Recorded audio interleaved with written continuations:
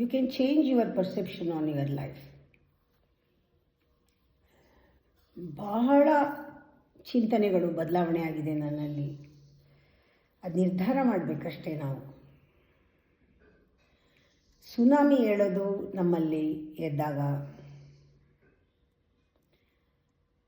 ಅದನ್ನು ಶಾಂತಗೊಳಿಸಬೇಕಾದ್ರೆ ನಾನೇ ಅದನ್ನು ಶಾಂತಗೊಳಿಸಬೇಕು. ಬೇರೆಯವ್ರ ಹತ್ರ ವೆಂಟ್ ಮಾಡೋದು ಅಂದರೆ ಬಿಚ್ಚಿಟ್ಕೊಳ್ಳೋದು ಪ್ರಯೋಜನ ಆಗಲ್ಲ. ಇದಕ್ಕೆ ಬೇಕಾದಷ್ಟು ಮಾರ್ಗಗಳಿದೆ. ಮೆಡಿಟೇಷನ್ ಥೆರಪಿಗಳಿದೆ, ಯೋಗ ಥೆರಪಿಗಳಿದೆ. ನಾವೇ ಖಾಲಿ ಮಾಡ್ಕೋಬೇಕು. ನಮ್ಮಲ್ಲಿ ಆ ಒಂದು ಬಲಪಡಿಸ್ಕೊಳ್ಳೋ ಶಕ್ತಿನ ವೃದ್ಧಿಸ್ಕೊಳ್ಬೇಕಾದ್ರೆ ರೀಇನ್ಫೋರ್ಸ್ಮೆಂಟ್ ಅಂತಾರೆ. ಅದು ಮಾಡಬೇಕಾದ್ರೆ ಆ ನೆಗೆಟಿವಿಟಿ ಏನಿದೆ ನಮ್ಮಲ್ಲಿ ಅದನ್ನು ನಮ್ಮ ಸ್ಪೌಸ್ ಆಗಲಿ, ಫ್ಯಾಮಿಲಿ ಆಗಲಿ, ಫ್ರೆಂಡ್ಸ್ ಆಗಲಿ ಯಾರಾದರೂ ನನಗೆ ಬಲಗೈ ಥರ ನಿಂತ್ಕೊಂಡು ಸಹಾಯ ಮಾಡ್ತಾರೆ ಅಂತ ಕಾಯಬಾರ್ದು.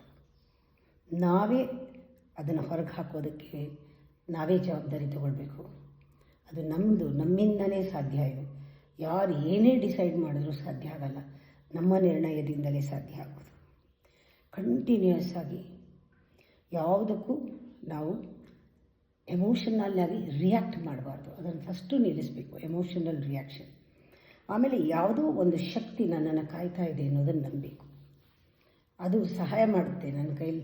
ಅದಕ್ಕೊಂದು ಡಿವೈನ್ ಲಾಜಿಕ್ ಇದೆ. ಅದು ಗೊತ್ತು ನನಗೆ ಯಾವ ರೀತಿ ನಾನು ಇದ್ದೀನಿ ಅಂತ. ನನಗೆ ಗೊತ್ತಿಲ್ಲ ಅದೇನು ಅಂತ, ಅದಕ್ಕೆ ಗೊತ್ತು ನಾನು ಏನು ಅಂತ. ಅದು ಸಹಾಯ ಮಾಡುತ್ತೆ ಅಂತ ಸಂಪೂರ್ಣವಾಗಿ ನಂಬಬೇಕು, ವಿಶ್ವಾಸ ಇಟ್ಕೊಳ್ಬೇಕು. ನಾವು ಕಳೆದು ಹೋಗಬೇಕು ನಮ್ಮನ್ನು ಹುಡುಕೊಳ್ಳೋಕ್ಕೆ. It's okay. You must get lost to become found.